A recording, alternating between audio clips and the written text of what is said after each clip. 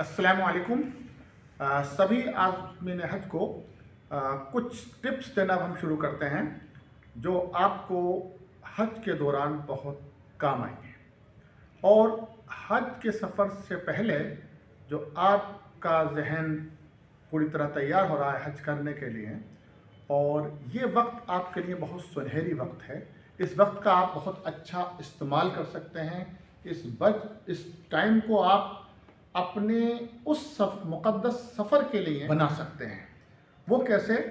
उसके लिए हम आपको स्टेप बाय स्टेप हर एक वीडियो में आपको कुछ हम बहुत ही ख़ास जानकारी भी देंगे और कुछ ख़ास आपको ऐसी बातें बताएंगे जो आपके लिए बहुत ही वहाँ पर मुफीद होंगी।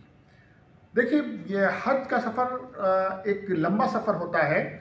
लगभग 40 से 45 दिन यानी कि 1.5 महीने के लगभग आपको का सफ़र होता है।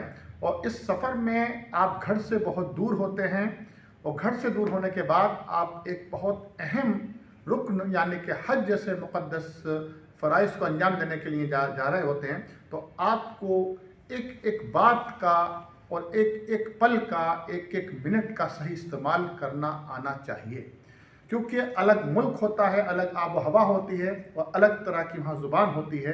तो और इन सब के बीच में पूरा दुनिया भर का मजमा होता है। करीब 35 से 40 लाख लोग फिल वक्त वहाँ मौजूद होते हैं। ऐसे माहौल में इतने लोगों के बीच में, और ऐसे जहाँ टेम्परेचर 40 डिग्री से 45 डिग्री के बीच में होता है, उस बीच में आपको भी वही सब काम करने होते हैं जो वहाँ पर मौजूद दुनिया भर के लोग करते हैं। तो आपको अपने आप को कैसे तैयार करना है, वहाँ के सफ़र की तैयारी आपको अभी से करनी होती है। ये आप खुद महसूस भी कर रहे होंगे। अब आपके अंदर कुछ रूहानियत पैदा होनी शुरू हो गई होगी। अगर नहीं हुई है तो आप पैदा कीजिए, और उसके लिए मैं आपको चंद बातें स्टेप बाय स्टेप बताऊंगा।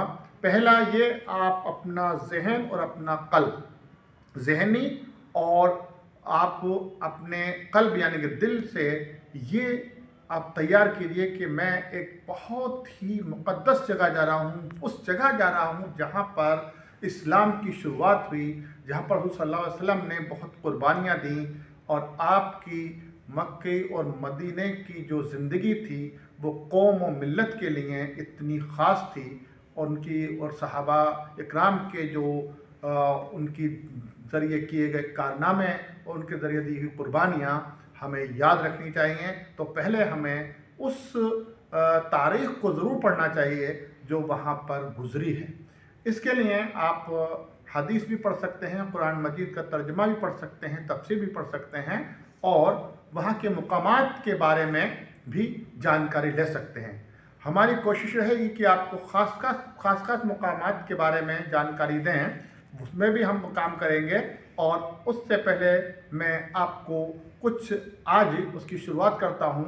मैं आपको ये बताना चाहता हूँ कि देखिए, आपको 3 वहाँ के मुक़द्दस और बड़े शहर जो हैं, जहाँ से आपका वास्ता पड़ना है, जहाँ आपको रहना है, उनके बारे में आपको वहाँ की जोग्राफिया के बारे में, वहाँ के भौगोलिक स्थिति के बारे में जानकारी होना ज़रूरी है।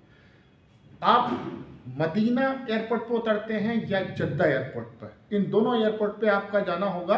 अगर आप मदीना जाते हैं पहले तो वापसी आपकी जद्दा एयरपोर्ट से होगी, और अगर जद्दा से आप जा रहे हैं तो आपकी वापसी मदीना एयरपोर्ट से होगी। और ये दोनों शहर भी अपने में एक तारीख़ी शहर हैं, और कहा जाता है कि जब आप मदीना एयरपोर्ट पर उतरते हैं उस वक्त ही आपको एहसास हो जाता है कि अब हम एक अलग माहौल में आ गए। बहुत ही रूहानियत वहाँ पर आप महसूस करेंगे। तो उसके अंदर आपके कल्ब में भी वो रूहानियत होनी ज़रूरी है। तो आप बहुत साफ़ सुथरे नए, बल्कि मैं कहूँगा नए कपड़े बनवा कर ले जाइए जो आप मदीने की सरज़मीन पर उतरें, और उस पर खुशबू ज़रूर लगा के जाइएगा। और उसके साथ साथ आप दुरूद पाक का, दुरूद शरीफ का बहुत वर्द करते रहना चाहिए आपको। अभी से उसकी प्रैक्टिस कर लीजिए, और मदीने की तारीख़ को ज़रूर पढ़िए। वहाँ का मस्जिद कुबा है, पहली मस्जिद कहलाती है, उसके बारे में ओहद पहाड़ के बारे में जो हुज़ूर सल्लल्लाहु अलैहि वसल्लम को बहुत बहुत ही मुबारक था, बहुत पसंद था। और वहाँ ओहद की जंग भी हुई थी, बहुत ही दर्दनाक वहाँ का मंज़र था जब जंग हुई थी, जिसमें हुज़ूर सल्लल्लाहु अलैहि वसल्लम के भी कुछ चोट आई थी। और वहाँ जो हैं 70 से ज़्यादा सहाबा इकराम शहीद हुए थे, उस मुकाम को भी आप देखेंगे। तो उन सब के बारे में आपको आसपास की जो हालात थे उस वक्त, वो भी आपको समझना है और उसके बारे में जानकारी लेनी है। और अब वहाँ का जो मंज़र है उसके बारे में भी आपको जानकारी होनी चाहिए। देखिए, मैं आपको एक एक जगह के बारे में बताऊंगा। तो मैं चाहूँगा अपने सभी उन साथियों से जो मेरे वीडियो को बड़े अच्छी तरह देखते हैं, और मैं चाहूँगा कि वो अपने साथियों को भी इसको फॉरवर्ड करें।